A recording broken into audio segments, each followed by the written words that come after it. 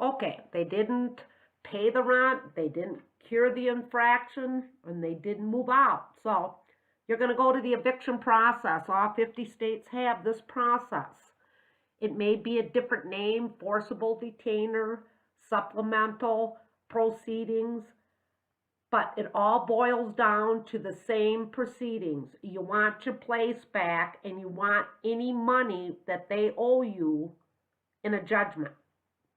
And in your state version, I have all your specific states' forms.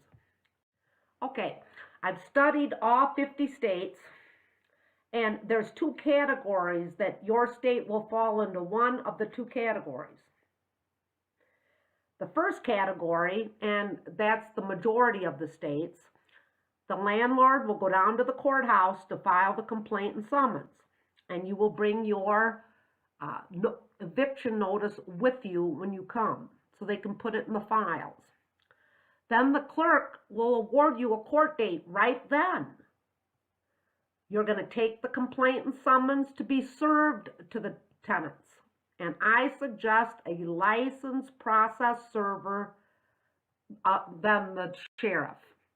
Licensed process server comes up like with a baseball cap on, and Saturday nights and all these different times, and they get it served. But some states, in Cook County, in Chicago, the sheriff has to serve the first complaint and summons to be served. But that's rare. Get a licensed process server. And the landlord and tenant must appear at the proceedings. Now, if you don't get them served, go to the proceedings. If they move out, go to the proceedings. You want the judge to sign the order. They could move back in. So let's not take the easy way. Let's take the right way. Go to the court. No matter what, you're going to that proceedings, and then you can learn why you're there. The second procedure that your state may fall into is the landlord files the complaint and summons, and you bring your eviction notice with you, like procedure number 1. But the difference is the clerk awards a time frame for the tenants to answer the complaint. The complaint still has, and summons must be served, and the tenant will know the time frame. If the tenants do answer the complaint, then the clerk will set the court date, and the landlord and tenant will have to appear, just like procedure number 1. But a little different, if the tenant fails to answer within the time frame, the landlord can motion for a default judgment. So let's talk about the day of court. And this is a big thing. I've been 20 years in the court seeing pro se's, landlords that represent themselves, up at the podium in the courtroom. You're really replacing an attorney. So you have to have the same etiquette as the attorney, like preparing the documents, knowing what the judge wants. Judge wants it really quick. Little tips: you never address the defendant at the podium. You want the judge to get hot? Go ahead. You always have all your paperwork right in order. You never interrupt the judge, and you always say, "Thank you, judge," period. That's just the way that you have to be in front of the judge. Good thing is to arrive to the court date 10 minutes early. I see the landlords coming in. They're like looking to their watches. I don't know where they're going. What, to do a plumbing job? Get there early so you can hear other court cases, how the attorneys handle it. Get your money. This is big money.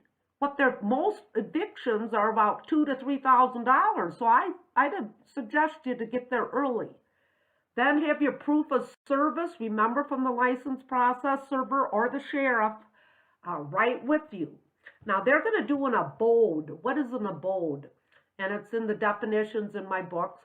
It's like an extra sheet that the sheriff or licensed process server puts with the documents to say when they were served, where they were served, and they sign it. So we give it to the judge. Have your lease ready, because you're going to want to start right away. Make it simple: when they moved in, when the non-payment began. The judge doesn't want to hear, like the cat's doo-doo in the basement or nothing. He wants to know, he or she, how much rent are you alleging and when did the non-payment begin?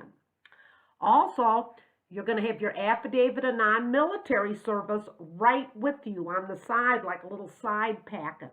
That's how I mentor my team members, because I know what goes on in that courtroom. So let's get up to the podium. You got proof of service. They're not there. Well, the judge is going to want the affidavit that they are not in the military. So that rules out why they're not there. So you have to have that ready. Now, I've seen the landlords not ready when the judge asks for it. And you have to have everything A+, right, with the judge. And naturally, the judge you'll be talking about the rent ledger, which that is, having your lease and when it all began.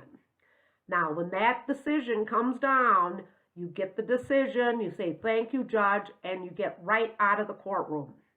You're not going to argue with the judge. Another thing, if there's a disgruntled tenant at the podium, go back and sit down in the courtroom. Let them flush out the hallway, then come out. This is how to handle it as a trained pro se and on the attorney world.